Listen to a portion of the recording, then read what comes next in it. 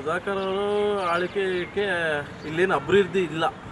ಸುಮ್ಮನೆ ಅವರು ಶೋಗಳು ತೋರಿಸ್ಕೊಂಡು ಬಂದು ಹೋಗೋದು, ಅದು ಮಾತ್ರ ಮಾಡ್ಕೊಂಡಿದ್ದಾರೆ ಅಷ್ಟೇ ಸರ್. ಅದೆಲ್ಲ ಡೂಪ್ಲಿಕೇಟ್. ಅವರು ಸ್ಟ್ರಾಟಜೀಸ್ ಮಾಡ್ತಾ ಇದ್ದಾರೆ ಇದಕ್ಕೆ, ಏನಕ್ಕೆ ಓಟ್ಸ್ಗೆ ಲೇಡೀಸ್ ಓಟ್ಸೇ ಬೇಕು ಅಂತ ಹೇಳ್ಬಿಟ್ಟು ಸ್ಟ್ರಾಟಜೀಸ್ ಮಾಡ್ತಾ ಇದ್ದಾರೆ ಅಷ್ಟೇ. ಇನ್ನೇನು ಆ ಥರ ಜಾಗನೇ ಇಲ್ಲ. ಸುಮ್ಮನೆ ಅವರು ಸ್ಟ್ರಾಟಜೀಸ್ ಮಾಡಿಕೊಂಡು ಇದು ಮಾಡ್ತಾ ಇದ್ದಾರೆ. ಬೇಕು ಅಂದರೆ ಒರಿಜಿನಲ್ ತೋರಿಸ್ತೀನಿ ನೋಡಿ ಯಾವ ಥರ ಬರಬೇಕು ಅನ್ನೋದು. ನೀವು ಹೇಳ್ತಿರೋದು ರಾಜಕೀಯ ಗಿಮಿಕ್ ಅಂತ ಹೇಳ್ತಿದ್ದೀರಾ? ರಾಜಕೀಯ ಗಿಮಿಕ್ ಇದು ಸರ್. ಇದು ಈ ಥರ ಒರಿಜಿನಲ್ ಬರುತ್ತೆ. ಹಾಂ, ಅವ್ರು ಕೊಟ್ಟಿರೋವಂಥದ್ದು ಇದು ಡೂಪ್ಲಿಕೇಟ್. ಓಕೆ. ಅವ್ರ ಫೋಟೋಗಳು ಬೇರೆ ಹಾಕ್ಬಿಟ್ಟಿದ್ದಾರೆ. ಅವ್ರ ಫೋಟೋಗಳು ಮಾಡಿಕೊಂಡು ಬರೋದು. ಈ ಸರ್ಕಾರದಿಂದ ಬರೋವಂಥದ್ದು ಒರಿಜಿನಲ್ ಆಗಿ ಯಾರ್ದು ಬರೋಲ್ಲ ಫೋಟೋಸು. ಓಕೆ. ಸಿ ಎಮ್ದು ಒಬ್ಬರದ್ದು ಬರ್ಬೋದು, ಇನ್ಯಾರ್ದು ಬರೋಂತಲ್ಲ. ಇವ್ರದ್ದು ಸಚಿವರದ್ದು ಏನಕ್ಕೆ ಬರಬೇಕು? ಓಕೆ. ಏನಕ್ಕೆ ಹಾಕ್ತಾರೆ? ಚುನಾವಣೆ ಗಿಮಿಕ್ಕೆ. ಯಾಕೆಂದ್ರೆ ಚಿಕ್ಕಬಳ್ಳಾಪುರದಲ್ಲಿ ಜಾಗನೇ ಇಲ್ಲ ಆ್ಯಕ್ಚುಲಿ ಆಗಿ. ಅವ್ರು ಹೆಂಗೆ ಕೊಡ್ತಾರೆ ಸೈಟ್ಸು? ಓಕೆ. ಅದಕ್ಕೆ ಸರಿಯಾದ ಕ್ಯಾಂಡಿಡೇಟ್ ಬಂದಿದ್ದಾರಲ್ಲ. ಇವಾಗ ಯಾಕೆ ಹೋಗ್ತಾ ಇಲ್ಲ? ಕ್ಷೇತ್ರ ಬಿಟ್ಟೇ ಹೋಗ್ತಾ ಇಲ್ವಲ್ಲ, ಚಿಕ್ಕಬಳ್ಳಾಪುರ ಬಿಟ್ಟು ಹೋಗ್ತಾ ಇಲ್ವಲ್ಲ ಅವರು. ಯಾಕೆ ಹೋಗ್ತಿಲ್ಲ ಸರ್? ಪ್ರದೀಪ್ ಈಶ್ವರ್ ಅವ್ರು ಬಂದಿದ್ದಾರೆ, ಅವ್ರಿಗೆ ಸೋಲೋ ಭಯ ಬಂದಿದೆ, ಅದರಿಂದ ಹೋಗ್ತಾ ಇಲ್ಲ ಸರ್. ಅದಕ್ಕೆ 150ರಿಂದ 200 ಕೋಟಿ ಇವಾಗ ಇದುವರೆಗೂ ಖರ್ಚು ಮಾಡಿದ್ದಾರೆ. ಒಂದೊಂದು ಲೀಡ್ರಿಗೆ ಆರಾಮಾಗಿ ಮನೆಗಳು ಕಟ್ಕೊತಾ ಇದ್ದಾರೆ, ಆರಾಮಾಗಿ ಸೈಟ್ಗಳಿರೋರು ಪಾಯಗಳಾಗ್ತಾ ಇದ್ದಾರೆ. ಲೀಡರ್ಸ್ಗಳು ಅಷ್ಟು ಒಳ್ಳೆ ದುಡ್ಡು ಮಾಡ್ತಾ ಇದ್ದಾರೆ. ಅವರು ಒಂದು ಸ್ಪೀಚ್ ಕೊಟ್ಟರೆ ಅವ್ರಿಗೆ 5ರಿಂದ 10,000 ರೂಪಾಯಿ ಲೀಡ್ರಿಗೆ ಕಳಿಸ್ಬೇಡ್ರಿ ಅಂತ ಹೇಳ್ಬಿಟ್ಟು. ಒಬ್ಬೊಬ್ಬರಿಗೆ ಇಲ್ಲಾಂದ್ರೆ ಇನ್ನು ಸ್ವಲ್ಪ ದೊಡ್ಡ ಲೀಡ್ರ್ ಆದರೆ 5 ಲಕ್ಷ. ಒಳ್ಳೆ ದುಡ್ಡು ಮಾಡ್ತಾ ಇದ್ದಾರೆ ಲೀಡರ್ಸು ಸರ್. ವಾಲೆಗಳು, ಆಮೇಲೆ ಕುಕ್ಕರ್ ಕೊಟ್ಟರು, ಆಮೇಲೆ 5 ವರ್ಷದಲ್ಲಿ ಏನೂ ಇರಲ್ಲ. 5 ವರ್ಷದಲ್ಲಿ ಯಾವ ಹಬ್ಬಗಳು ಬರಲ್ಲ, ಬರೀ ಇದೊಂದೇ ಏನು ಶೋ ತೋರಿಸ್ಕೊಂಡು ಹೋಗೋದು. ಬಂದು ಹಿಂದ್ಗಡೆ 2 ಜೀಪು, ಮುಂದ್ಗಡೆ 2 ಜೀಪು, ಪೊಲೀಸ್ ಅವ್ರನ್ನ ಹಾಕೊಳ್ಳೋದು, ಸೈರನ್ ಹಾಕೊಳ್ಳೋದು, ಸುಮ್ಮನೆ ರೋಡ್ ಸುತ್ತೋದು. ಯಾವುದು ಪ್ರೋಗ್ರಾಮ್ ಇರಲ್ಲ, ಸುಮ್ಮನೆ ರೋಡ್ ಸುತ್ತೋದು, ತೋರಿಸ್ಕೊಂಡು ಹೊರಟೋಗೋದು. ಶೋ ತೋರಿಸ್ಕೊಂಡು ಹೋಗೋಕ್ಕೆ ಬರ್ತಾ ಇದ್ದ ಅಷ್ಟೇ. ಯಾವುದೇ ಅಭಿವೃದ್ಧಿ ಮಾಡಿಲ್ಲ, ಏನೊಂದು ಮಾಡಿಲ್ಲ. ಸುಮ್ಮನೆ ಶೋ ಮ್ಯಾನ್. ಆತನು ಶೋ ಮ್ಯಾನ್, ಡಿಜಿಟಲ್ ಮ್ಯಾನ್ ಅಲ್ಲ. ಅವರು ಶೋ ಮ್ಯಾನ್ಗಿನ್ನ ಹೇಳಕ್ಕೆ ಆಗಲ್ಲ ಅಂತ ಮ್ಯಾನ್ ಅವನು. ತುಂಬ ಜನಕ್ಕೆ ಕೊಡ್ತಾನೆ ಇದ್ದಾನೆ. ಅವನಿಗೆ ಭಯ ಬಂದಿದೆ. ಎಲ್ಲಿ ಭಯ ಬಂದಿದೆ ಅಂದರೆ ಅವನಿಗೆ ಎಲ್ಲೆಲ್ಲಿ ದುಡ್ಡು ತೆಗಿತಾ ಇದ್ದಾನೆ ಅಂತ ಗೊತ್ತಿಲ್ಲ.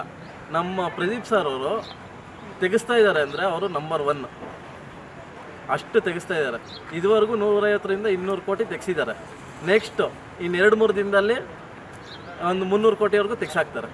ಇರೋದನ್ನೆಲ್ಲ ಖಾಲಿ ಮಾಡಿ ನೆಕ್ಸ್ಟ್ ಮನೆಗೆ ಹೋಗಿ ಇರ್ತಾನೆ. ಅದಕ್ಕೆ ಅಲ್ವಾ ಚುನಾವಣೆ ಇವ್ರಿಗೆಲ್ಲ ಪತ್ರಗಳು ಬರೆದಿರೋದು. ಪೊಲೀಸವರು ನನಗೆ ಏನು ಇದು ಕೊಡ್ತಾ ಇಲ್ಲ, ಸಪೋರ್ಟ್ ಮಾಡ್ತಾ ಇಲ್ಲ, ಯಾರಿಗೂ ಸಪೋರ್ಟ್ ಮಾಡ್ತಾ ಇಲ್ಲ, ನನಗೆ ಸಪೋರ್ಟ್ ಮಾಡೋಕ್ಕೆ ಹೇಳಿ ಅಂತ ಬಿಟ್ಟು ಇವ್ರಿಗೆ ಕಳಿಸಿದಾರಲ್ಲ ಚುನಾವಣೆ ಅಧಿಕಾರಿಗಳಿಗೆ. ಸಪೋರ್ಟ್ಗೆ ಕೇಳಿರೋದು ಅವರು. ಸಪೋರ್ಟ್ ನನಗೆ ಸಪೋರ್ಟ್ ಮಾಡೋಕ್ಕೆ ಹೇಳಿ ಪೊಲೀಸ್ ಅವ್ರನ್ನ. ಅವ್ರು ಮಾಡೋದಕ್ಕೆ ಅವ್ರಿಗೆ ಇದು ಮಾಡಬೇಕಲ್ವ. ಅವ್ರು ಗೆಲ್ಲಲ್ಲ ಅಂತ ಅಷ್ಟು ಭಯ ಬಂದಿದೆ ಅವ್ರಿಗೆ. ಪ್ರದೀಪ್ ಈಶ್ವರ್ ಅವರು ಬಡವರು, ಇವರು ಸುಧಾಕರ್ ಅವರು ಆಗತ್ರ ಶ್ರೀಮಂತರಾಗಿದ್ದರು. ಇವಾಗ ಅವರು ಫಸ್ಟು 2013-8ರಲ್ಲಿ ಅವರು ಘೋಷಣೆ ಮಾಡಿದರು 88 ಲಕ್ಷ ಅವ್ರದ್ದು ಇದ್ದಿದ್ದು ಆಸ್ತಿ ಅನ್ನೋದು. ಇವಾಗ ಪೆರೇಸಂದ್ರದಲ್ಲಿ 100 ಕೋಟಿ ಮನೆ, ಕಾಲೇಜ್ ಏನಾಯಿತು, ಸದಾಶಿವನಗರದಲ್ಲಿ ಮನೆ ಏನಾಯಿತು, ಅದೆಲ್ಲ ನೋಡಿದ್ರೆ ಎಷ್ಟಿದೆ ಹೇಳಿ. ಇವಾಗ ಹೆಂಗೆ ಸಂಪಾದನೆ ಮಾಡಿದ್ರು ಅದೆಲ್ಲ ಈ ಎಣ್ಣೆಗಳ ಮೇಲೆ ಬಿದ್ದಿದ್ರಲ್ಲ ಕರೋನಾ ಟೈಮಲ್ಲಿ, ಚೆನ್ನಾಗಿ ಲೂಟಿ ಹೊಡೆದ. ಇವಾಗ ಚೆಲ್ತಾ ಇರೋದು ಅಷ್ಟೇ. ಇದರಿಂದನೇ ಆ ದುಡ್ಡುಗಳು ಎತ್ತಿಕೊಂಡಿದ್ರದ್ರಲ್ಲೇ ಚೆಲ್ತಾ ಇರೋದು. ಈ ಜನಗಳಿಗೂ ಅರ್ಥ ಆಗಿದೆ ಯಾವುದೊಂದು ಏನು ಮಾಡಿದ್ದ ಏನು ಅನ್ನೋದು ಅರ್ಥ ಆಗಿ ಅದರಿಂದನೇ ಅವರು ಇದು ಮಾಡ್ತಾ ಇರೋದು. ಚಿಕ್ಕಬಳ್ಳಾಪುರ ಡೆಲ್ಲಿವರೆಗೂ ಗೊತ್ತಿದೆ ಅಂದರೆ ಮೊಯ್ಲಿಯವರು ಮತ್ತು ಸಿದ್ದರಾಮಯ್ಯ ಅವರು ಅವಾಗೇ ಹೋಗಿದ್ರು. ಏನು ಹೇಳಿ, ಅವಾಗೇ ಹೊರಟೋಗಿದ್ರು ಡೆಲ್ಲಿವರೆಗೂ. ಇವಾಗ ಅವ್ನು ಬಂದು ನಾನು ತೊಗೊಂಡೋಗಿದ್ದೀನಿ ಅಂತಂದ್ರೆ ಆಗುತ್ತಾ? ಅವನು ಹೇಳ್ಕೊಳಕ್ಕೆ 101 ಹೇಳ್ಕೊಬೋದು. 101 ಹೇಳ್ಕೊಂತಿದ್ದಾರೆ. ಸೊ ನೀವು ಹೇಳ್ತಿರೋದು ಇಲ್ಲಿ ಅಭಿವೃದ್ಧಿ ಏನು ಮಾಡಿಲ್ಲ ಸರ್. ರೋಡ್ಗಳೆಲ್ಲ ಹಿಂಗಿರ್ಬೇಕಲ್ಲ ಸರ್. ಸಿಂಗಪುರ್ ಮಾಡ್ತೀನಿ ಅಂತ ಹೇಳಿದ್ನಲ್ಲ, ಸಿಂಗಪುರ್ ಮಾಡಿದ್ರೆ ಹಿಂಗಿರ್ತಾ ಇತ್ತು ರೋಡ್ಸು. ಓಕೆ. ಸರ್ ಅವನು ಯಾವ ಹಳ್ಳಿಗೂ ಮಾಡಿಲ್ಲ, ಅದು ಸುಮ್ಮನೆ ಹೇಳ್ಕೊತಾರಷ್ಟೇ. ಆತನ ಜೊತೆ ಸ್ವಲ್ಪ ಇರ್ತಾರಲ್ವಾ ಲೀಡರ್ಸು, ಅವರು ತಿನ್ನೋರು, ಆತನ ಹತ್ರ ತಿನ್ನಕ್ಕಿದಾರಲ್ಲ ಅಂಥವ್ರು ಹೇಳ್ಕೊತಾರಷ್ಟೇ. ಆದರೆ ಏನು ಇಲ್ಲ ಆ ಥರ ಅಭಿವೃದ್ಧಿ ಎಲ್ಲೂ ಆಗಿಲ್ಲ. ಹಳ್ಳಿಗಳಲ್ಲಿ ಒಂದೊಂದು ಬಸ್ಸುಗಳೇ ಹೋಗಲ್ಲ, ರೋಡ್ ಸರಿ ಇಲ್ಲ, ಏನೊಂದು ಇದಿಲ್ಲ. ಸುಮ್ಮನೆ ಅಭಿವೃದ್ಧಿ ಮಾಡಿದ್ದೀನಿ. ಆ BMTC ತರಿಸಿದ್ರು, ಆ BMTC ಕಲೆಕ್ಷನ್ ಆಗ್ತಾಯಿಲ್ಲ. ಹೆಂಗೆ ವರ್ಕೌಟ್ ಆಗುತ್ತೆ? ಇವಾಗ BMTC ಅವರು ಆಫೀಸಿಗೆ ಹೋಗಬೇಕು ಅಂದರೆ ಬೆಳಗ್ಗೆ 8 ಗಂಟೆಗೆ ಬಿಡ್ತಾರೆ, 11 ಗಂಟೆಗೆ ಮೆಜೆಸ್ಟಿಕ್ಸ್ ಇರುತ್ತೆ. ಅವ್ರ ಟೈಮಿಂಗ್ಸ್ ಏನಿರುತ್ತೆ, ಹೆಂಗೆ ಹೋಗೋಕ್ಕಾಗುತ್ತೆ? ಸುಮ್ಮನೆ ಕಲೆಕ್ಷನ್ಸ್ಗೋಸ್ಕರ ಇದು ಮಾಡ್ತಾ ಇದ್ದಾರೆ ಅಷ್ಟೇ. ಸರ್ ಯಾರಾದರೂ ಮುಟ್ಟಿ ಮಾತಾಡಿದ್ರೆ ಸ್ಯಾನಿಟೈಸರ್ ಹಾಕ್ಕೊಂಡು, ನಮ್ಮ ಸುಧಾಕರ್ ಅವರು ಸ್ಯಾನಿಟೈಸರ್ ಹಾಕ್ಕೊಂಡು ತೊಳ್ಕೊತಾರೆ ಕೈ. ಪಕ್ಕದಲ್ಲಿ ಯಾವುದೋ ದೇಶದಿಂದ ಬರುತ್ತಂತೆ, ಹಿಮಾಲಯ ವಾಟರ್, ಅದರಲ್ಲಿ ಕೈ ತೊಳೆಯೋದಂತೆ ಅವರು. ನಮ್ಮ ಇವರು ಯಾರೋ ಪ್ರದೀಪ್ ಈಶ್ವರ್ ಅವರು ಎಲ್ಲರ ಮನೆಯಲ್ಲೂ, ದಲಿತರ ಮನೆಯಲ್ಲೂ ತಿಂತಾರೆ, ಎಲ್ಲರ ಮನೆಯಲ್ಲೂ ದಬ್ಕೊಂಡು ಕಾಲಿಗೆ ನಮಸ್ಕಾರ ಹಾಕ್ಕೊಂಡು ಅವ್ರ ಮನೆಗಳಲ್ಲಿ ಊಟ ಮಾಡ್ತಾಯಿದ್ದಾರೆ. ಈ ಸುಧಾಕರ್ ಯಾವಾಗ ಒಂದು ಇಳಿದ್ರೆ ಕಾರೇ ಇಳಿಯಲ್ಲ ಅವರು, ಅವನು ಇದು ಮಾಡಿಕೊಂಡು ಇದು ಮಾಡ್ತಾರೆ, ಏನು ಫುಲ್ ಸ್ಟ್ಯಾಂಡರ್ಡು ಮಾಡಿಕೊಂಡು ಇದು ಮಾಡೋದು, ಏನು ಪೊಲೀಸ್ ಅವ್ರನ್ನೇ ಎಲ್ಲ ಇದು ಮಾಡ್ಕೊತಾರೆ. ಇವರಾದರೆ ನಮ್ಮ ಕಾಮನ್ ಮ್ಯಾನ್ ಆಗಿ ಎಲ್ಲರ ಜೊತೆಯಲ್ಲೂ ಇರ್ತಾರೆ.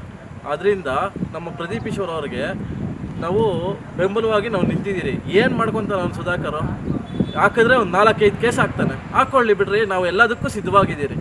ಏನು ಮಾಡ್ಕೊಳಕ್ಕಾಗಲ್ಲ ಅವನು. ಇನ್ನೇನು ಮಾಡ್ತಾನೆ? ಸಾಯಿಸ್ತಾನೆ, ನಮ್ಮನ್ನು ಸಾಯಿಸೋಕ್ಕೆ ಆಗಲ್ಲ ಅವನು. ಪ್ರಾಣ ತೆಗಿಯೋಕ್ಕೆ ಅವನ ಕೈಯಲ್ಲಿ ಏನಾದರೂ ಆಗುತ್ತಾ? ಏನೂ ಆಗಲ್ಲ. ಸುಮ್ಮನೆ ಅವನು ಬೆದರಿಸ್ಕೊಂಡು ಕೇಸಿಗೆ ಹಾಕ್ಸೋದಕ್ಕೆ ಅವನು ಅದರಲ್ಲಿ ಮಾತ್ರನೇ ಅವನು ಇದು ಸೂಕ್ತವಾಗಿ ಇಟ್ಕೊಂಡಿರೋದು. ಪೊಲೀಸ್ ಅವ್ರನ್ನ ಚಮಚಗಳಾಗಿ ಇಟ್ಕೊಂಡಿದ್ದಾರೆ. ಆದ್ದರಿಂದ ಪ್ರದೀಪ್ ಈಶ್ವರ್ ಅವರು ಒಂದು ನಮಗೆ ಲೀಡ್ರಾಗಿ ಬಂದಿದ್ದಾರೆ. ಅವ್ರಿಗೋಸ್ಕರ ನಾವು ಎಲ್ಲಿಗೆ ಹೋಗೋದಕ್ಕೂ ನಾವು ಸಿದ್ಧವಾಗಿದ್ದೀರಿ. ಅದರಿಂದ ಪ್ರದೀಪ್ ಈಶ್ವರ್ ಅವ್ರಿಗೆ ನಾವೆಲ್ಲ ಚಿಕ್ಕಬಳ್ಳಾಪುರ ಜನತೆ ಕೇಳ್ಕೊತೀನಿ, ಪ್ರದೀಪ್ ಈಶ್ವರ್ ಅವ್ರಿಗೆ ಈ ಸರಿ ನಾವು ಮತವನ್ನು ಕೊಟ್ಟು ಗೆಲ್ಲಿಸಬೇಕು ಅಂತ ನಾವು ಕೇಳ್ಕೊತಾ ಇದ್ದೀವಿ.